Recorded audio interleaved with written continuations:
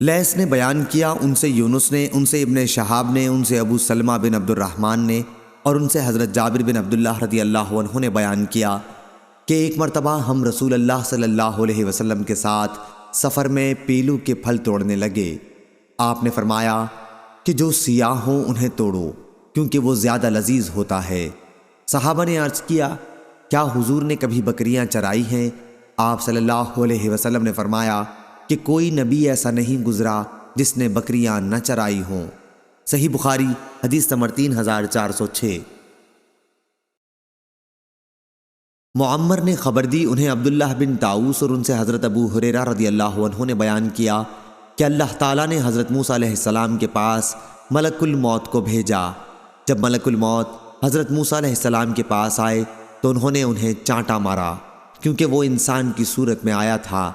ملک الموت اللہ رب العزت کی بارگاہ میں واپس ہوئے اور عرض کیا کہ تو نے اپنے ایک ایسے بندے کے پاس مجھے بھیجا جو موت کے لیے تیار نہیں ہے۔ اللہ تعالیٰ نے فرمایا کہ دوبارہ ان کے پاس جاؤ اور کہو کہ اپنا ہاتھ کسی بیل کی پیٹھ پر رکھیں۔ ان کے ہاتھ میں جتنے بال اس کے آ جائیں ان میں سے ہر بال کے بدلے 1 سال کی عمر انہیں دی جائے گی۔ ملک الموت دوبارہ آئے اور اللہ تعالیٰ کا فیصلہ سنایا۔ حضرت موسیٰ علیہ السلام بولے، اے رب پھر اس کے بعد کیا ہوگا؟ اللہ تعالیٰ نے فرمایا کہ پھر موت ہے۔ حضرت موسیٰ علیہ السلام نے عرض کیا کہ پھر ابھی کیوں نہ آ جائے؟ حضرت ابو ہریرہ رضی اللہ عنہ نے بیان کیا کہ پھر حضرت موسیٰ علیہ السلام نے اللہ تعالیٰ سے دعا کی کہ بیت المقدس سے مجھے اتنا قریب کر دیا جائے کہ جہاں ان کی قبر ہو وہاں سے اگر کوئی پتھر پھینکنے والا پتھر پھینکے تو وہ بیت المقدس تک پہنچ سکے۔ حضرت ابو ہریرہ رضی اللہ عنہ نے بیان کیا کہ رسول اللہ صلی اللہ علیہ وسلم نے فرمایا کہ اگر میں وہاں موجود ہوتا تو بیت المقدس میں تمہیں ان کی قبر دکھاتا جو راستے کے کنارے پر ہے، ریت کے سرخ ٹیلے سے نیچے۔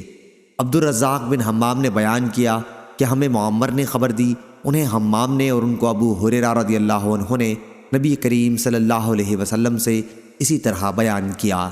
صحیح بخاری حدیث نمبر 3407۔ ابو سلمہ بن عبد الرحمن اور سعید بن مسیب نے خبر دی اور ان سے حضرت ابو ہریرہ رضی اللہ عنہ نے بیان کیا کہ مسلمانوں کی جماعت کے ایک آدمی اور یہودیوں میں سے ایک شخص کا جھگڑا ہوا۔ مسلمان نے کہا کہ اس ذات کی قسم جس نے محمد صلی اللہ علیہ وسلم کو ساری دنیا میں برگزیدہ بنایا۔ قسم کھاتے ہوئے انہوں نے یہ کہا۔ اس پر یہودی نے کہا، قسم ہے اس ذات کی جس نے موسیٰ علیہ السلام کو ساری دنیا میں برگزیدہ بنایا۔ اس پر مسلمان نے اپنا ہاتھ اٹھا کر یہودی کو تھپڑ مار دیا۔ وہ یہودی نبی کریم صلی اللہ علیہ وسلم کی خدمت میں آیا اور اپنے اور مسلمان کے جھگڑے کی آپ کو خبر دی۔ آپ نے اسی موقع پر فرمایا کہ مجھے حضرت موسیٰ علیہ السلام پر ترجیح نہ دیا کرو۔